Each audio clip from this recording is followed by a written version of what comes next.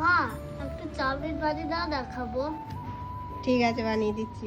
আজ সকালে রুটি বানিয়েছি, তো কিছুটা আটার গোলা থেকে গেছে। এই আটার গোলা থেকে আজকে আমি চাউমিন বানিয়ে নেব। লাগবে বরফ গলা জল। কড়াইয়ে গরম জলের মধ্যে চাউমিনের শেপ দিয়ে দেব এবং চাউমিনটাকে কড়াইয়ের মধ্যে উঠিয়ে বরফ গলা জলের মধ্যে দিয়ে দিতে।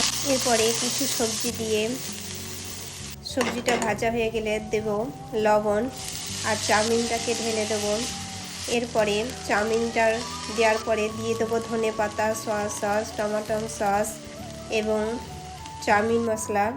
তো এইভাবেই চাউমিন রেডি হয়ে গেছে। না বাবু, চাউমিন এইভাবেই আটা দিয়ে চাউমিন বানিয়ে নিন আর বাচ্চাকে আনন্দ দিন।